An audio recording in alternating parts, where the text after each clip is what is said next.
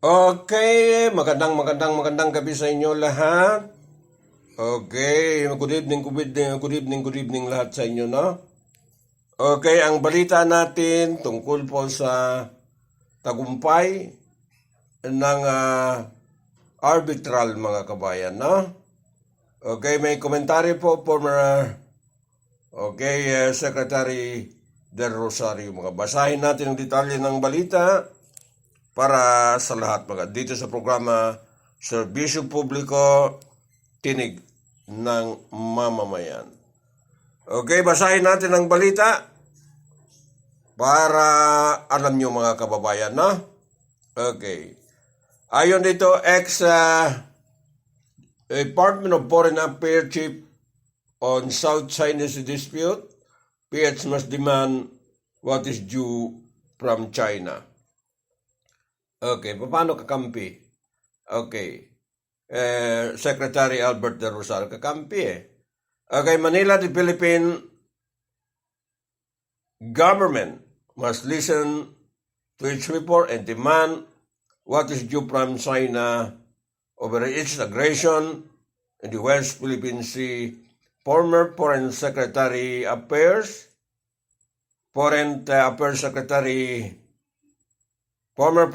Secretary Albert de Rosario said Tuesday.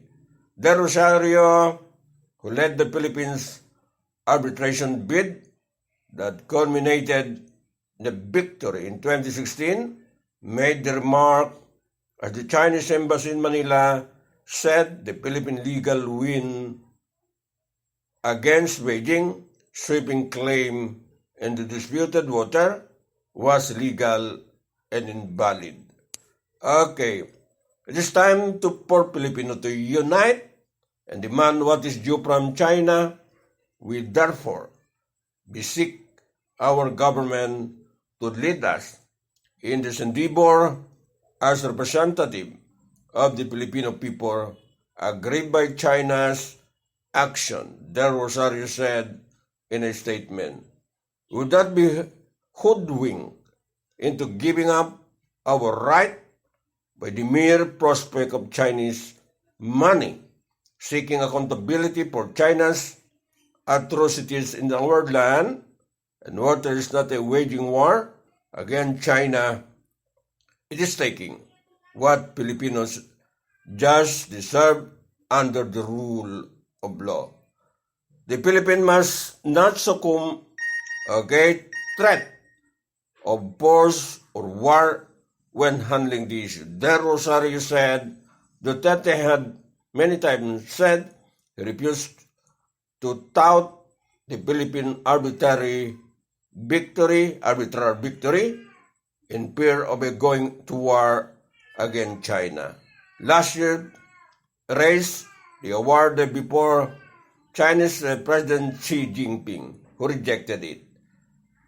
It is a grave insult to our forefathers who died and fought for our country's self-respect and independence. If we only cower in fear before such threat, it is also a grave insult to our children and grandchildren if we give away our water and territories in the face of a such threat, De Rosario said. As we had previously said, we are opposed to war, as we should be, but if threatened by the use of force, we should be ready to inflict, as at the very least a bloody nose, or any attacker who is out to harm us. Malacanang said Tuesday it would agree to disagree.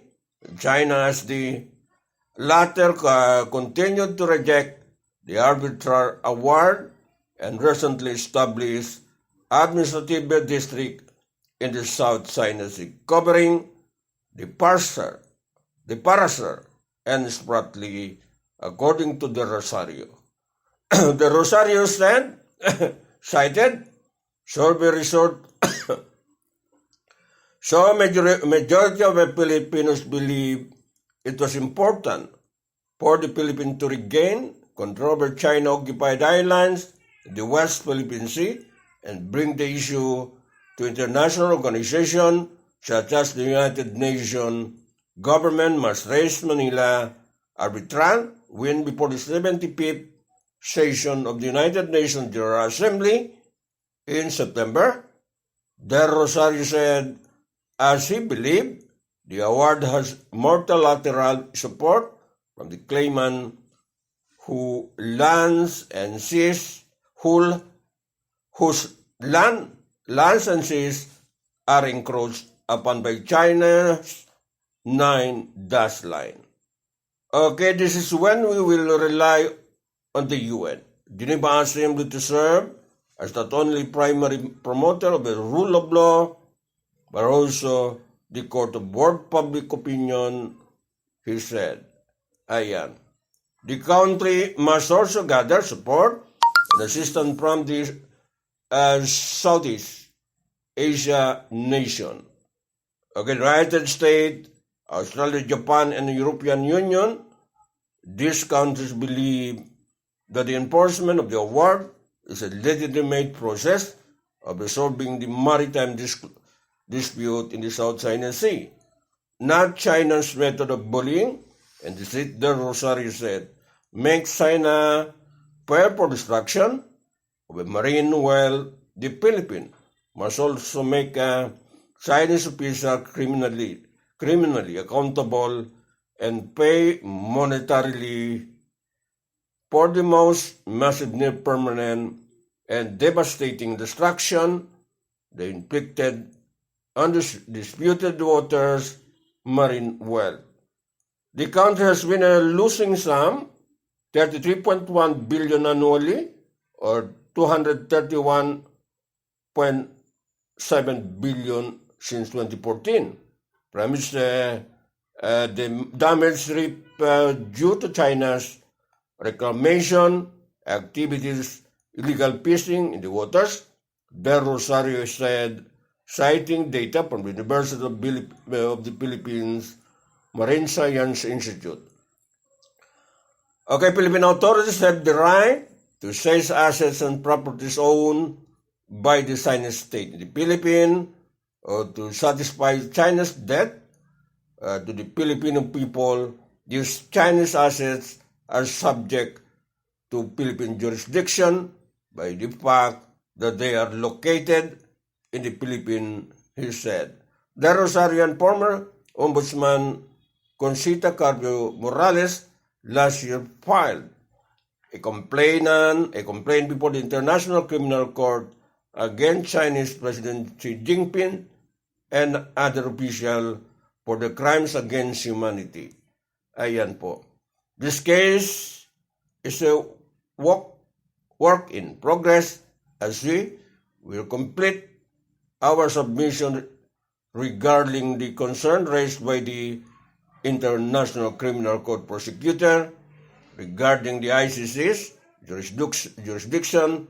Del Rosario as he urged other claimant nations to submit complaints against China systematic and wanton environmental destruction. Del Rosario also urged the Philippine government to engage as an official advisor former Supreme Court Justice Carpio for his unparalleled wisdom, expertise, and sound judgment on the sea dispute. Throughout the years, we have seen that Justice Carpio work on this issue had always been for the country's interest with the goal of protecting our land seas for generation of Filipinos, he said. Manila in April part diplomatic protest against China's inclusion of parts of the West Philippine Sea territories in one of the provinces, as this violated international law and Philippine sovereignty. It also protested the pointing of radar gun at Philippine Navy ship in the Philippine water. Last year, China sank a Philippine fishing boat and left its 22 crew at sea were then rescued by Vietnamese fisheries. Ayan po mga kababayan. So yan po ang kompleto po balita. Okay, galing po sa former DFA Secretary Albert De Rosario, mga kababayan, no? Ayan. So yan, okay, serbisyo publiko, tinig ng mamamayan. Okay.